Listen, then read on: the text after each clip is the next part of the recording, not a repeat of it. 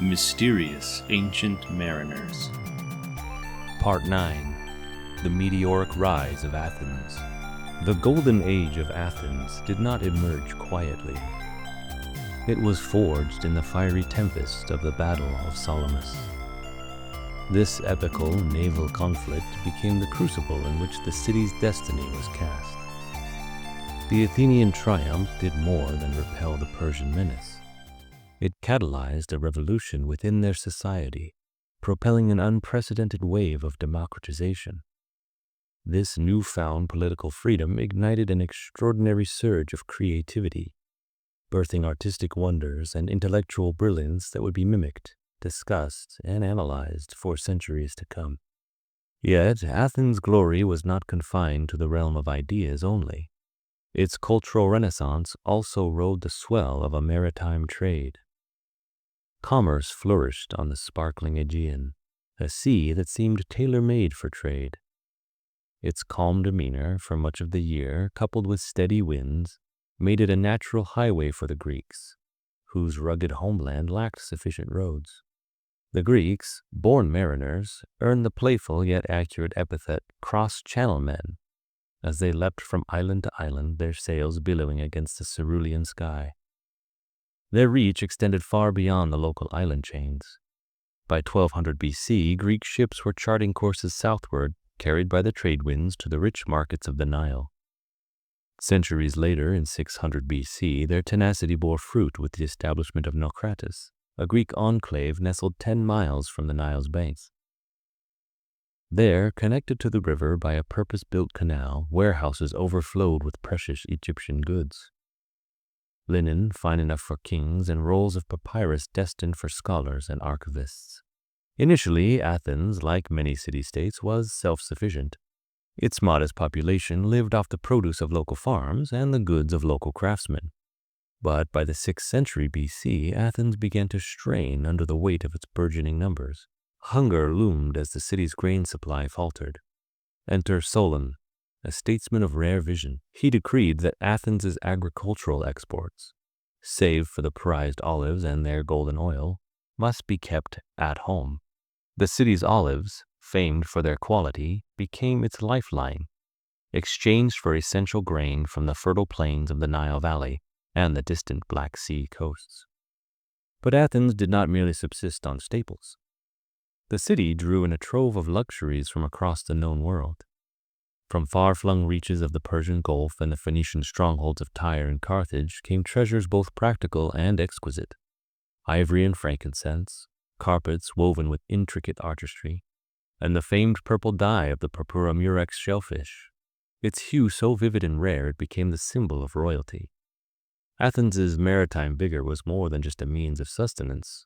It was a declaration of ambition. The city sought not just survival but dominance on the Mediterranean. Pericles, the statesman who epitomized Athens' sentiment and ambition in the years following Salamis, captured this aspiration with a rhetorical flourish.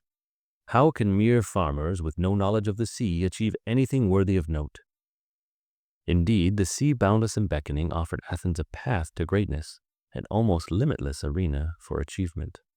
Ironically, even as Pericles celebrated Athenian seafaring prowess, many of the merchant vessels that plied these waters were not owned by citizens of Athens. Foreigners, including enterprising Syrians, Ionian Greeks, and men from Syracuse, flocked to the city, drawn by its promise of opportunity. Though barred from owning land, these outsiders found a lucrative niche in shipping. Wealthy outsiders could purchase Athenian ships or bring their own. They manned them with slave crews and often captained these vessels themselves, leasing their services to the highest bidder. At the center of all this was the port Piraeus. It hummed with energy, its quayside alive with the shouts of traders, the creaks of ropes, and the rhythmic lap of the waves against hulls. Here, commerce flourished, powered by an intricate dance of risk and reward. Merchant adventurers often found themselves in need of substantial funds to charter ships and fill their holds with goods.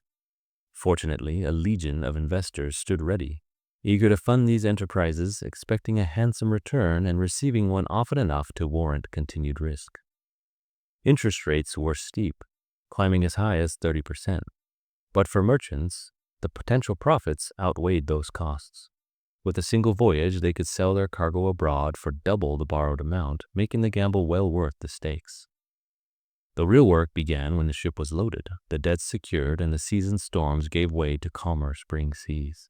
At the heart of this enterprise stood the owner-captain, a figure as practical as his vessel. Unlike the sleek, swift triremes that darted through the Aegean as symbols of Athens' naval might, merchant ships were akin to plodding workhorses. Their round hulls and deep drafts prioritized cargo capacity and practicality over elegance or speed. Average ships capable of carrying up to 150 tons of goods, with the largest vessels hauling an impressive 400 tons. Driven by a broad single mainsail, these ships moved at a leisurely 4 knots with a favorable wind, and slow to half that when laboring against it. The routes varied with the cargo and the destination. For coastal trade, captains would hug the shoreline, steering their ships westward toward the Italian ports of Syracuse, Rhegium, or Neapolis, or southeast to the storied harbors of Byblos, Sidon, and Tyre in Syria. Smaller vessels in this trade were light enough to be pulled ashore at night, safe from the storms and marauders, before setting sail again at dawn. For longer voyages to Egypt's Naucratis or Libya's Cyrene, captains struck out across the open Mediterranean, relying on stars, the feel of the wind, and occasional glimpses of familiar landmarks to guide their way. Such voyages demanded patience. A round trip to any of the major Mediterranean ports typically consumed an entire sailing season. By autumn's arrival, September or early October, the ships would lumber back into Piraeus, their hulls heavy with foreign treasures. Merchants and investors gathered to tally their profits, settle debts, and celebrate their successes. The ship owners, meanwhile, pocketed their fees and hauled their vessels ashore to weather the winter, awaiting the next spring. But not all voyages ended in triumph. Ships delayed by weather, technical mishaps, or the merciless whims of fortune might remain stranded in foreign ports, sometimes for an entire season. The most feared fate, however, was capture by pirates, a constant threat despite centuries of naval efforts to suppress them. Though piracy had diminished since the chaotic age of the sea peoples, the lure of merchant cargoes proved irresistible to corsairs prowling the high seas. When pirates struck, the fate of the ship and crew depended on their captors' whims. Often the stolen cargo would be sold in the nearest port, but captains were sometimes held and released only after a heavy ransom was paid. Merchants and their investors faced the choice of rescuing their cargo or accepting a total loss, frequently opted to pool resources and pay the demanded sum, as long as the ransom didn't eclipse the value of the cargo itself. Even after their resounding victory at Salamis, the Greeks understood that their hard-won security was far from assured. The shadow of the Persian Empire still loomed large, its formidable power a constant reminder that Xerxes' forces could return to challenge Greek independence at any time. Amid the chill of the winter of 478 to 477 BC, the Athenians put forth a bold proposition, a league of city-states united in mutual defense. This coalition, comprising between 250 and 300 members at its height, was no mere alliance of convenience. It was indeed a bulwark against invasion and a symbol of collective resilience. The League's reach was impressive. It embraced not only city-states on the Greek mainland, but also communities in Asia Minor, the Aegean Islands, Thrace, and the Sea of Marmara. Each member contributed according to its means. Some supplied ships for the fleet, while others sent funds to keep Athens' shipyards flush with the resources necessary to maintain such large-scale industry. Appropriately, the League's treasury was housed on the sacred island at the heart of the Aegean, Delos. From this sanctuary, the coalition earned its name, the Delian League. In theory, every member of the League had an equal voice. In practice, however, Athens' unmatched naval supremacy made it the League's de facto leader. This dominance enabled Athens to transform the Delian League into a foundation for its own burgeoning empire. Standardized Athenian weights and measures became ubiquitous across the region, simplifying trade but subtly reinforcing Athens' control. The city's iconic coinage, adorned with the Owl of Wisdom, circulated widely, symbolizing its growing influence and affluence. Amphorae, filled with Athens' prized olive oil, were as commonplace in foreign markets as its currency, further cementing the city-state's iconography, or brand recognition, if you will, bolstering its commercial supremacy. At the heart of this expanding maritime empire lay Piraeus, a port that had grown into a vital artery of the Mediterranean trade. Its narrow entrance, flanked by 2 stone moles, welcomed a ceaseless flow of ships laden with goods. Grain shipments from the Black Sea were among the most critical. Recognizing the lifeline these supplies represented, Athens ensured their safe passage with triremes, the sleek warships that patrolled the seas, ready to fend off any threat. If pirates prowled the trade routes, grain fleets traveled in convoys, the spider-like triremes escorting them. As convoys neared Piraeus, the triremes often surged ahead, their oars cutting cleanly through the water. Some veered toward adjacent naval stations, slipping into bays reserved for Athens's formidable fleet. These naval bases housed long sheds where the triremes, with their slender, fragile hulls, were carefully stored and dried out to prevent waterlogging, a meticulous but vital process for maintaining their speed and maneuverability. Meanwhile, the grain ships, cumbersome and slower, made their way toward the harbor. If the wind faltered, a swarm of rowboats would race out to meet them, sailors calling orders and tossing lines. The small boats took charge of the larger vessels, towing them deftly through the harbor's congested waters. Even ships that managed to sail through the entrance on their own often relied on the towboats to navigate the narrow confines of the port. Once docked, the real business of Piraeus began. Customs inspectors clambered aboard, ledger books in hand, to collect the standard 2% levy on all incoming and outgoing cargo, a modest but steady stream of revenue for Athens.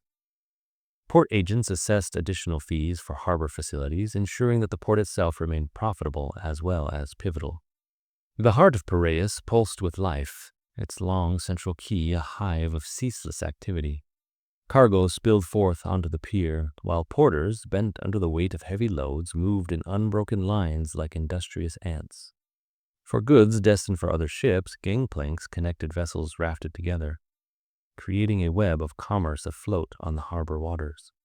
Behind the shimmering forest of masts stood the imposing warehouses of Piraeus, their wide, columned entrances swallowing and disgorging goods with a rhythmic inevitability. The largest of these was the long colonnade, a massive repository of grain that served as both a marketplace and a regulator of Athens's vital food supply. By law, all grain imported by Athenian traders had to pass through Piraeus. Only a third of these shipments could be resold to foreign buyers. The rest was divided among wholesalers, ensuring no single merchant could monopolize this precious commodity. Beneath the long colonnade's porticos, the air was thick with dust and chaff as grain dealers shouted the latest price to eager buyers. Adjacent colonnades hosted a bazaar of exotic goods. The rich aroma of incense from Arabia mingled with the salty tang of the Black Sea fish and the smoky scent of salt pork from Italy. Shoppers haggled over figs from Asia Minor, Macedonian timber, Sicilian cheese, and countless other treasures brought by the sea. Among these goods, another market thrived, a grim trade of human lives. Slaves taken as prisoners of war, sold by pirates, or bartered away by tribal chieftains stood silently as merchants assessed their strength and skills. Any child born to a slave inherited their parents' chains, ensuring a steady supply of this tragic human resource. In Athens, slaves made up nearly a third of the population. Their fates varied widely. The unfortunate labored in the grueling depths of the nearby silver mines, enduring conditions so harsh many perished within months. Others served as domestic workers in wealthy homes, some as clerks, artisans, and even ship crews. A lucky few climbed the ranks of servitude to positions of considerable responsibility, and on rare occasions, some such slaves earned their freedom, achieving lives of surprising prosperity. One remarkable example of this was Passion, a man whose brilliance and ambition carried him from obscurity to prominence. Once a lowly porter, Passion became an accountant for 2 Athenian bankers, demonstrating such skill that he rose to head their enterprise. From there, he expanded into ship owning and shield manufacturing, eventually earning not just his freedom, but also Athenian citizenship, a rare honor for a former slave. As summer turned to autumn, the frenetic pace of Piraeus began to ease. The long days of buying, selling, and bargaining beneath the Aegean sun gave way to quieter nights, and by December the waterfront lay dormant. The once busy warehouses closed their shutters, and the crowded quays were left to the creak of wooden hulls swaying idly in their moorings, waiting for April winds to launch a new season of commerce. Piraeus embodied the spirit of Athens itself, vibrant, ambitious, and cosmopolitan. It was the gateway through which, as Pericles proudly proclaimed, the wares of the whole world would find their way to us. Under his leadership, Athens pursued a vision of peaceful economic expansion, building its empire on trade rather than conquest. Yet this very success sowed unease among its neighbors. Corinth, a fierce maritime rival, warned the warlike Spartans that Athens' growing power threatened their independence. Unable to ignore these warnings, Sparta resolved to act.